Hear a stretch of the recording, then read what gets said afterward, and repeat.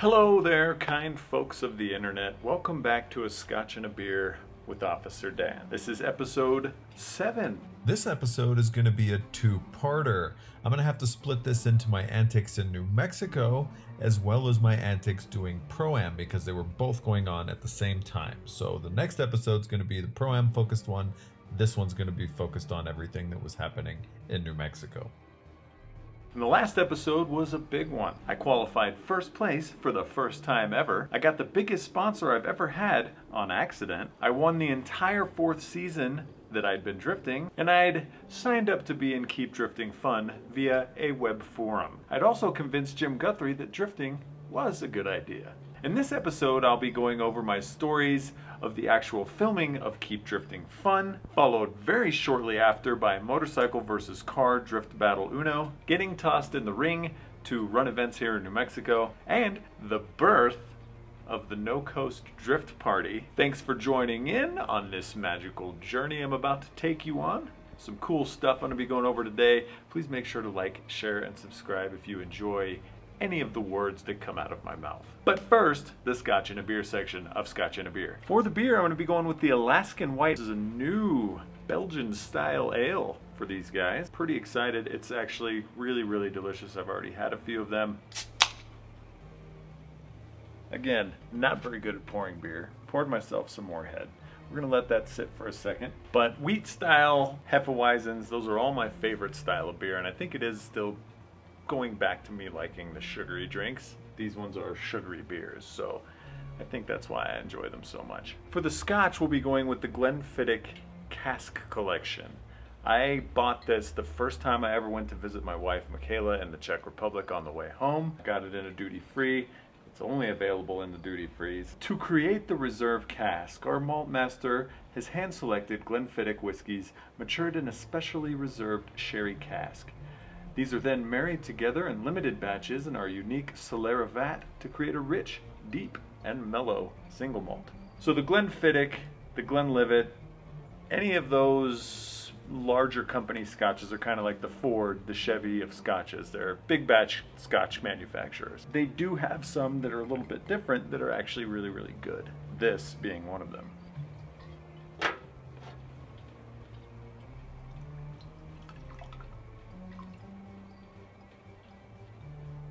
Tastes like flowers in the spring. A little bit of honey. Solid and or rare scotch. Cheers to that. Glenfiddich. Now it's looking like a beer.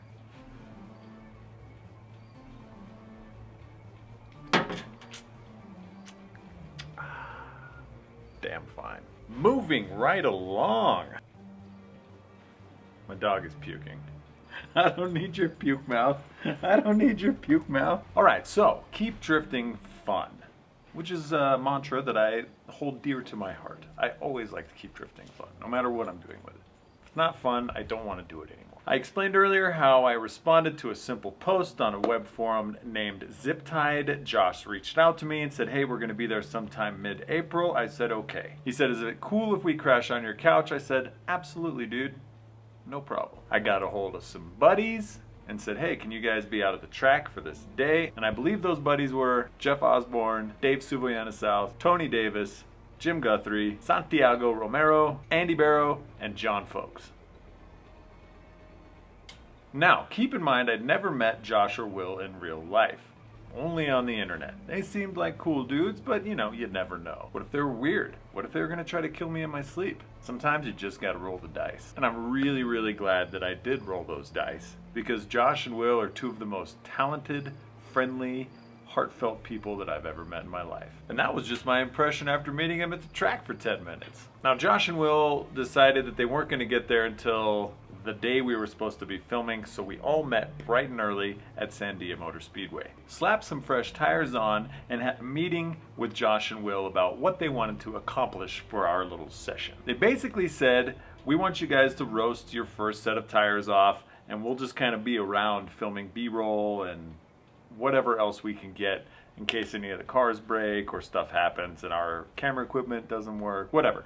So we go out, we shred an entire set of tires, they film it, we go back in, and then they want to get some more specific stuff now that they've kind of seen the leniency that our racetrack offers. They're like, we're going to do some rolling shots, we're going to do some flybys, we're going to do some follow shots, we're going to do some lead shots, we're going to do all of this cool stuff that I'd never gotten to do before, so I was really pumped to give it a try. Dave had a S13 convertible, and Will had asked me, hey, can I hang out the back of that and film you? And I said, probably. So I asked Dave, he said yeah. I asked the track to turn their eyes and not look, and they said okay. So Will straps himself into the back of Dave's convertible and says, all right, Dan, let's do this. I want you to be behind us and do whatever you want to do. Dave, I need you to just drive, and I will hang out the back and risk my life to get these shots. It was fan-freaking-tastic. So it's a good thing they did, because unbeknownst to us, and at that very time, the cover for Keep Drifting Fun would be shot. Thank you, Will and Josh, for making moi the cover of Keep Drifting Fun. I hope that I still embody it in every way, shape, and form. I am grateful, honored, and humbled by your decision. Cheers to you. We decided to up the stakes a little bit and have Josh drive the old VW van on the track around our big oval while we were drifting. Worked out pretty well. We got some really cool shots. We set some GoPros on the ground. I gave them the old Ricer flyby. And all in all, they got some super rad shots of our very tiny at the time scene. Remember, the events were kind of going downhill, and in just a few moments I'll explain how drifting in New Mexico almost died altogether. And we got a free day at the track, so you can't really beat it. It was a great day. We all headed back to my house. We had a barbecue. I grilled some meats, which included some brats, because that's what you do. I handed one to Josh, and I said, enjoy, buddy. Just as he was sitting down, my wiener dog named Winston decided that that brat looked a lot better in his mouth than it did in Josh's, and in one fell swoop had jumped over Josh's legs, grabbed the brats out of his hand, and ran out the dog door before any of us even knew what happened. By the time we got outside and opened the door to check and see, like, what the hell, Winston? Why would you do that? He was just standing there wagging his tail. He had already eaten the entire brat, the bun, and everything else. There was literally no evidence that he'd done it in the first place, so I guess he won. Dick. Get it? Because he's a wiener dog? Anyway, they crashed out on my couch that night. We woke up the next morning. They had to go run a bunch of errands. They had to go to the Apple store, get food, etc., etc., etc. That took a little bit longer than expected. Plus, they were dumping all the media back at my house, so they ended up staying another night. Anyway, that night, we went to Genghis Grill to go eat, and I got this pretty cool shot with my 63 Beetle at the time and their VW bus. It was a VW hoedown. So they would continue their journey bright and early the next morning to El Paso, and then the rest of the stops that you guys saw in the Keep Drifting Fun video. We would eventually meet back up in Phoenix at XDC, where they got the interview footage of me with my haggard long hair. Now, Santiago had made a pretty sick little video of our experience with the KDF guys. I'll put the link in the description, so make sure to go check that out. It's pretty cool. I've included some of the little clips from it, but go watch the whole thing if you want. Now, keeping things on a roll, a couple of weeks later, another really big thing happened that I had no idea was going to be big. Nick Apex, Matt Sanders, and a couple of other guys had reached out to the track owner. The track owner said, hey, we need a couple of drift guys to come out and film this video for a motorcycle company. And I was like, well, that's weird. Why would motorcycles want to drive with cars? Anyway, I got a hold of Jim. Jim had his fresh RX-7 at the time, and we said, yeah, we'll meet you guys out there. We'll make it happen. Now we get out to the track, and this is the most professional video shoot that I've ever been a part of. Keep Drifting Fun was fun. Nothing like these guys. And I don't mean that in a bad way at all. I just mean that they came in with storyboards and a script and all of this extra equipment that the Keep Drifting Fun guys didn't have, and it was just a complete black and white experience for me. They had rented scissor lifts and all sorts of other crazy equipment. I was just like, wow, this is pretty serious, I guess. And they had let us know that they're gonna have motorcycles drifting, and I'm sitting over here like, huh, motorcycles drifting, I haven't seen that yet. Most of the times when people drift motorcycles, they crash. So well, it's gonna be a good show regardless. Let's see what they want. So we walked them over to the cars, and mine is looking like a haggard pile of crap. Headlights taped, all the bumpers are zip tied, there's dents all over the place from banging doors with friends, and they think it's too ugly, and they want Jim's nice brand new pretty RX-7 that he'd gotten like 2 weeks before that. All the driving that he'd done was one event and like the 3 or 4 practice sessions that we'd had. So he was still a super rookie when this video came out. At the end, when he says I've only had it for a couple of weeks, he wasn't joking. How long have you been drifting? Just this year. First time. Just started. Like a year? Like not even a year. Nobody told me that. Actually, I just got the car last week. Okay, awesome. I got tasked to be the start line flag dropper and the finish line flag dropper. So I was the flag girl for this video. Jim and Nick Apex put on one of the coolest shows that I've ever seen in my life. Watching Nick drift that motorcycle was the most insane thing. That one shot where he puts his hand on the ground and he's just throttling through, that is one of the fastest turns on our racetrack. So he was not going slow. He was freaking cooking. So watching them shred around the track all day was super awesome, and I was actually really proud of Jim because Jim was doing everything that I had taught him to do, and it made me very happy inside. Anyway, they told us this was going to be called Motorcycle versus Car Drift Battle. They did their thing. We finished filming, and that was that. It was a one-day shoot. It was at this point, while we were filming this video, that I also got to meet Ernie Vigil, aka E-Dub. Now, E-Dub is a legend in the stunt riding scene, and he would be included in the later videos as well. So, it was really rad to get to talk to him because he was actually out there just helping to film. I don't know if he was injured or why he wasn't riding with Nick. Maybe that just wasn't part of the plan. I don't know. I don't know what Icon was thinking when they did this. But yeah, we got to hang out all day. We became friends after that, and we've been friends ever since. It's been awesome. Hashtag new friends. Fast forwarding a little bit to January of 2011, Motorcycle vs. Car Drift Battle 1 is released to the public, and the public goes apeshit. The views are flying in. Our little town of Albuquerque was getting all this exposure because of Icon, Nick, and Jim Guthrie. So the views were racking up and piling on, and finally Top Gear posted on their homepage. So I'm like, holy crap, in a very roundabout way, Top Gear has posted me on their website, even though I was just a flag girl. That's freaking awesome. And I'm talking the Top Gear as in the Jeremy Clarkson Stig Top Gear, not the one that's in the United States. I don't even think that one was out at the time, but this was the real deal. We were all just pumped on being stoked. Within 6 months of being released, this video would have amassed over 8 million views, which was pretty freaking crazy. This amount of views would set the stage for the next video, which wouldn't happen for another year or so. So those two epic things had happened in 2010, plus I'd won the Drift Series with first place overall. 2010 was a rad year for me. That being said, during the off season of 2010, RSW had reached out to me and said, hey man, we are bowing out of running the drift events. It's not worth it for us to do so. The turnout is low, the crowd attendance is low, we're losing money. If you want to take over the events, by all means, please do. And I'm like, shit, I don't know how to run events. I've never run an event before. I guess I'll run events. I want to run events. Flowers. Sick. So I was kind of stuck. So I had a meeting with the track and we kind of worked out a deal. The track said I could run the events without having to pay for the events as long as I could pay my debt off somehow. And I'm like,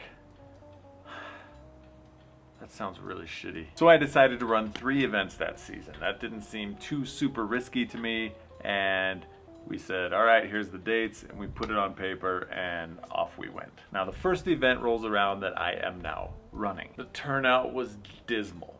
There was 8 drivers and about 18 spectators, which netted like $980 total. Now the track rental plus the safety crew plus insurance was like $3 grand. So I'm sitting here after my first event like, what the hell just happened? I'm now $2 grand in debt.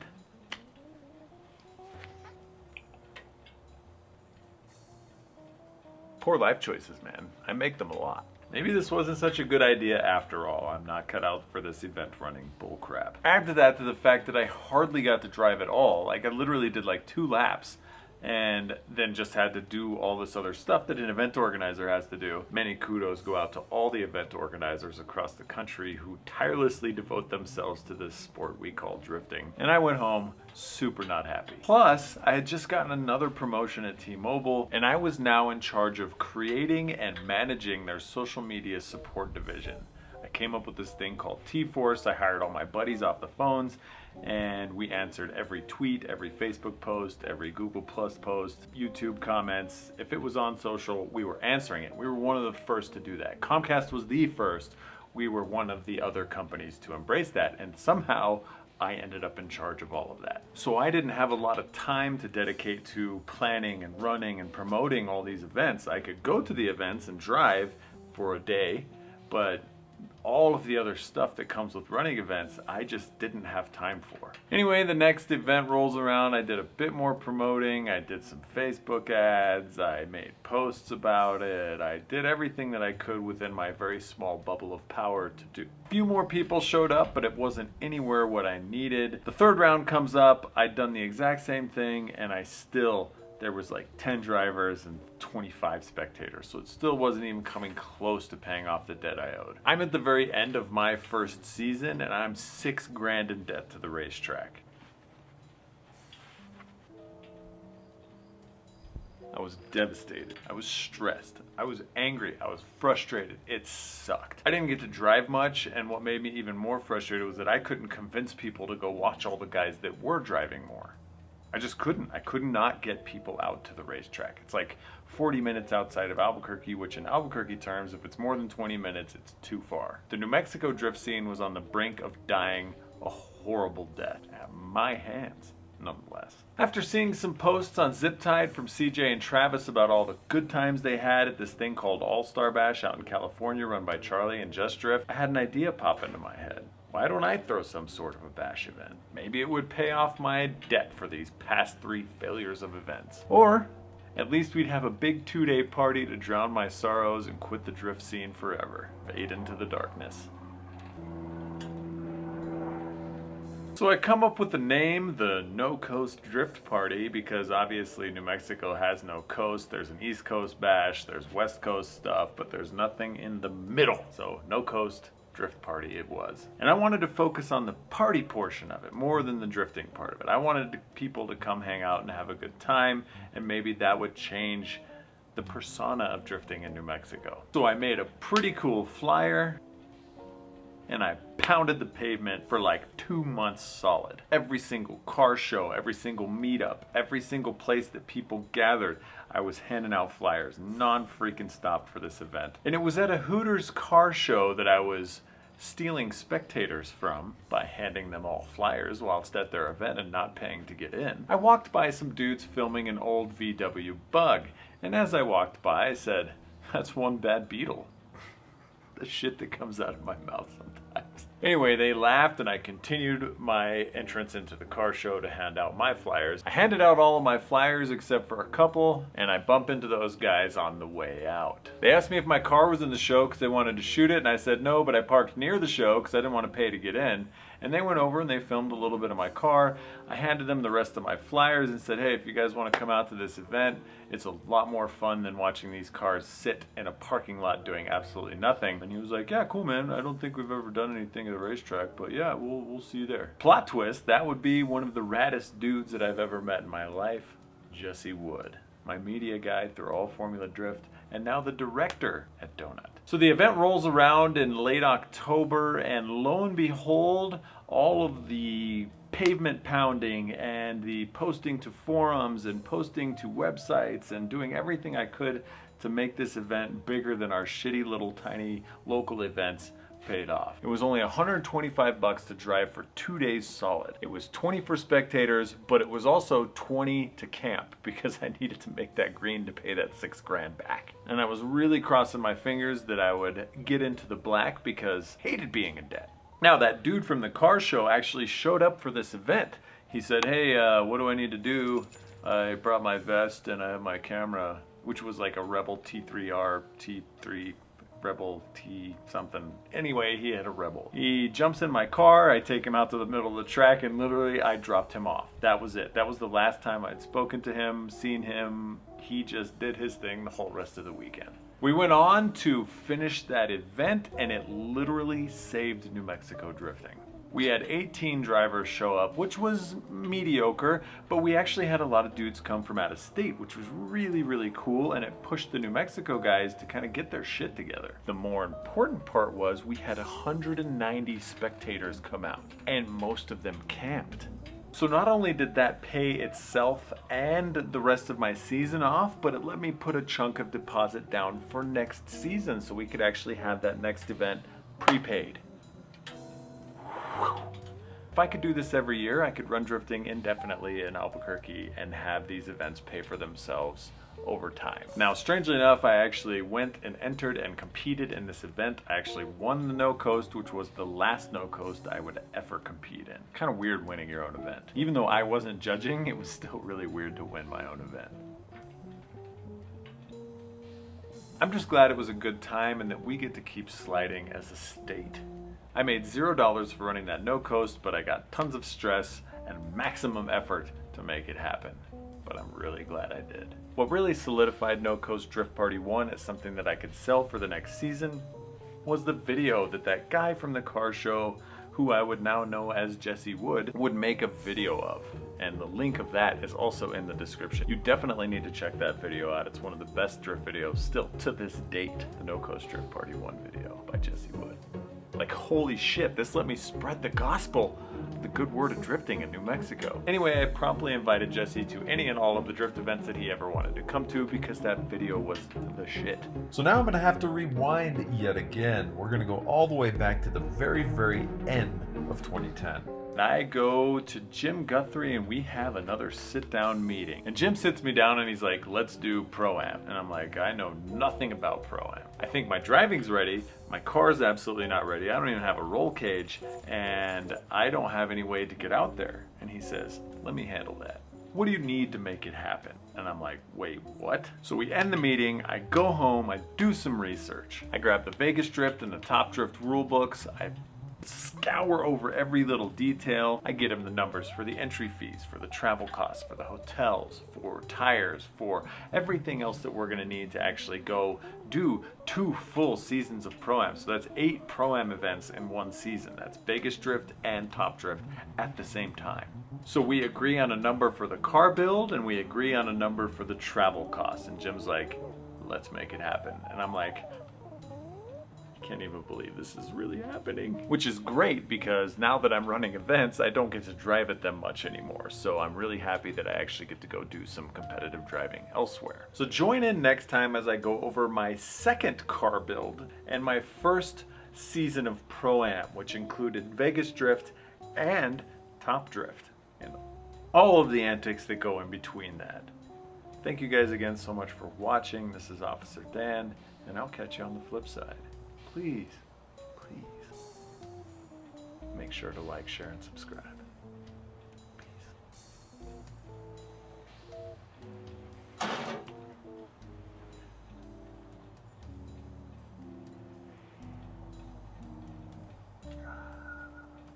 I know. I know.